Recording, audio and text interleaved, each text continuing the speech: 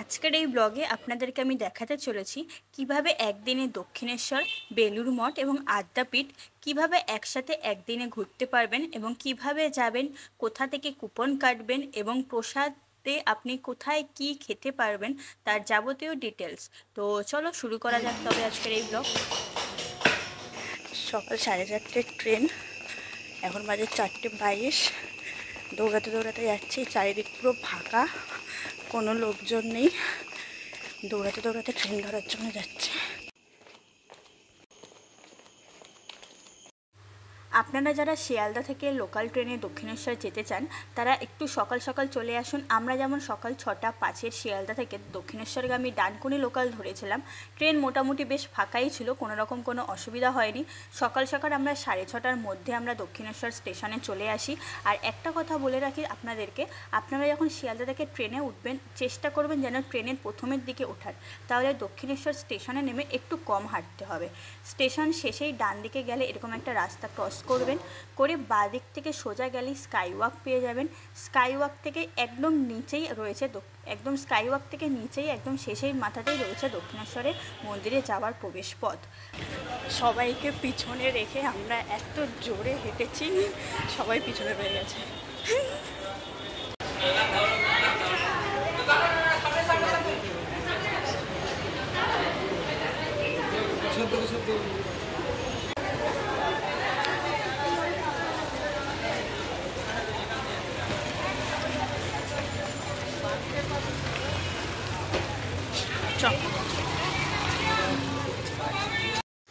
একদম স্কাই ওয়াকের শেষে এবং মন্দিরে ঢোকার আগেই বাঁদিকে দেখবে একটা রাস্তা চলে যাচ্ছে, ঠিক সেই রাস্তা দিয়ে ধরে একটুখানি এগোলেই ফেরিঘাট পড়বে এবং সেই ফেরিঘাট দিয়ে আমরা যেতে পারবো বেলুড় মঠ।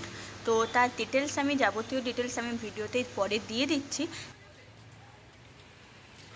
ভিতরে প্রবেশ করার পরে বাঁদিকে আপনার পার্কিংটা ক্রস করার পরে এরকম একটা জায়গা পাবেন, যেখানে কিন্তু আপনার জুতো, ব্যাগ, মোবাইল, ক্যামেরা, যাবতীয় ইলেকট্রনিক্স জিনিস সমস্ত কিছু কিন্তু এদের কাছে জমা দিয়ে আপনাকে ভিতরে ঢুকতে হবে।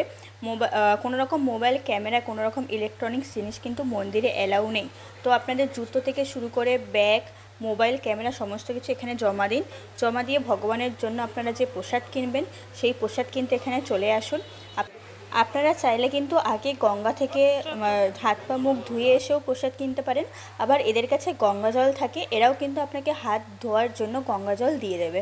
তো আমরা যেমন আগে গঙ্গা থেকে হাত মুখ ধুয়ে এসে তারপরে কিন্তু আমরা পুজো দিতে ঢুকেছিলাম। আমরা এখন গঙ্গায় যাচ্ছি, গঙ্গার জল ছেটাতে, গঙ্গা জল ছেটাবো, ছিটিয়ে তারপরে আমরা এখন পুজো দিতে যাবো।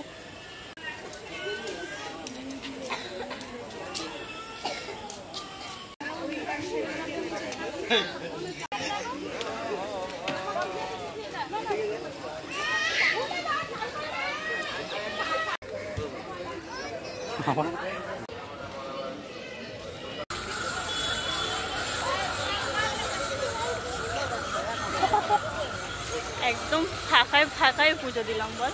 হ্যাঁ, একদম পুরো ফাঁকায় ফাঁকায় পুজো দিলাম। সকাল 4টের সময় উঠে, ঘুম থেকে উঠে একদম ফাঁকায় ফাঁকায় মায়ের দর্শন করলাম। পুজো দেওয়ার পরে যেখান থেকে এক্সিট হয়, মেন এক্সিটটা, তার একটুখানি এগিয়ে দেখবেন বাঁদিকে ফুড প্লাজা বা ভোজনালয় যেটা বলে সেটা আপনি পেয়ে যাবেন। এখান থেকেও আপনি সকালবেলা ব্রেকফাস্টটা কমপ্লিট করে নিতে পারেন বা বাইরে গিয়েও করতে পারেন। আমরা যেমন ফুড প্লাজাতে ব্রেকফাস্টটা কমপ্লিট করে নিয়েছিলাম। আমরা নিয়েছিলাম 1 প্লেট কচুরি, যেটার দাম ছিল 50 টাকা, এবং একটা নিয়েছিলাম প্লেন বাটার মশলা ধোসা, যেটার দাম ছিল 110 টাকা। আমি সুবিধার্থে আমি ওদের মেনু কার্ডটা আমি উপরে দিয়ে দিচ্ছি, পুরো ডিটেলসটা আপনারা চেক করে নিতে পারবেন। তবে হ্যাঁ, সারাদিন উপোস থাকার পরে বাইরে গিয়ে অত তেল মশলা খাওয়ার মতন খাওয়ার মতন শক্তি আমাদের ছিল না। তো আমরা তার জন্য ফুড প্লাজাতেই খেয়েছিলাম। তো আপনারা বাইরে গিয়েও খেয়ে নিতে পারেন।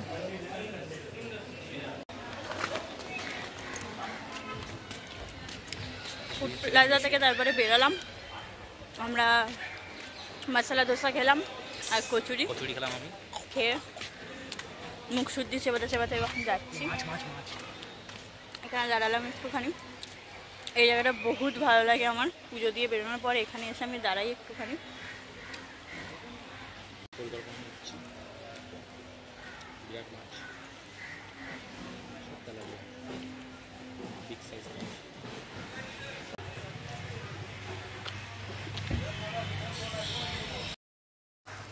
যেখান থেকে আমরা ঠাকুরের প্রসাদটা কিনলাম ঠিক তার পিছন দিকে এরকম সুন্দর একটা মেলা বসে। এই মেলাটা কিন্তু বছরের প্রত্যেকটা সময়, মাসে প্রত্যেকটা দিন কিন্তু এই মেলাটা থাকে। এখানে এই মেলাটায় আপনি ঠাকুরের সম্পর্কে যাবতীয় জিনিস আপনি এখানে পেয়ে যাবেন। প্লাস এখানে খুব সুন্দর সুন্দর খাবার, ভেলপুরি থেকে শুরু করে আইসক্রিম, যাবতীয় যা খাবার আপনি এখানে পেয়ে যাবেন। সন্ধ্যেবেলা মেলাটা দেখতে আরও অনেক সুন্দর লাগে। যাই হোক, এরপরে আমরা একটু গঙ্গা স্নান দেখলাম। দেখে আমরা কিন্তু বেলুড় মঠের উদ্দেশ্যে বেরিয়ে গেলাম। ফার্স্টে খেয়া পার হলাম। টিকিটের মূল্য ছিল 11 টাকা।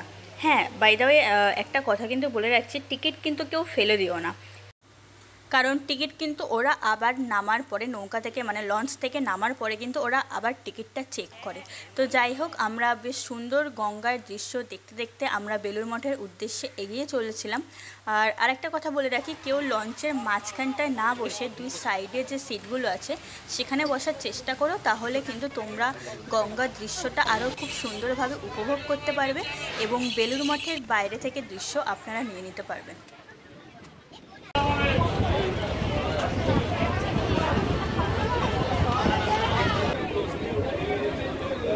লঞ্চ থেকে নামার পরে সোজা একটুখানি হাঁটবে, তারপরে ডান দিকের এই রাস্তাটা ধরে এগোবে।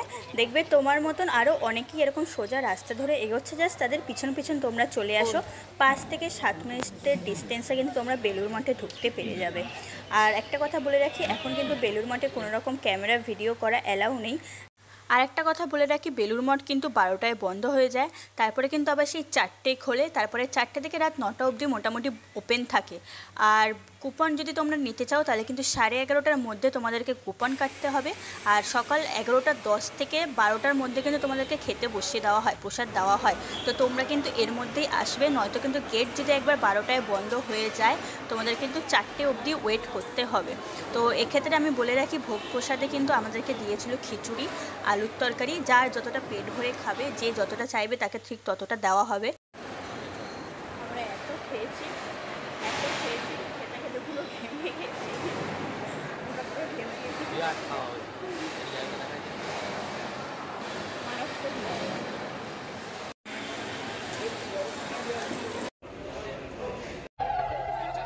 প্রসাদ গ্রহণ করার পরে আমরা আবার ফেরিঘাটে আসি লঞ্চের জন্য, এবং দক্ষিণেশ্বরে এসে আমরা আবার দক্ষিণেশ্বর থেকে আমরা পরবর্তী আমাদের দর্শনীয় স্থান যেটা কিনা ছিল আদ্যাপীঠ, তার উদ্দেশ্যে রওনা দিই।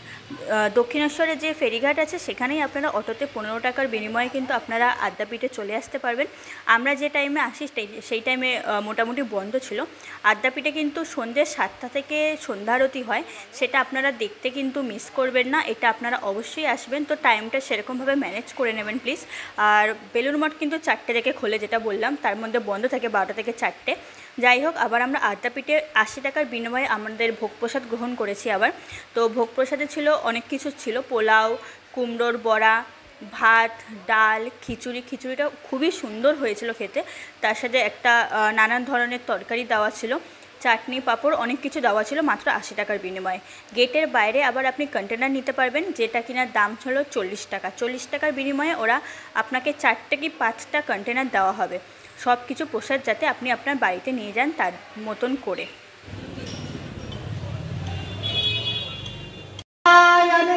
সর্বরাত্রি মহায়াগী মহেশ্বরম মহাপা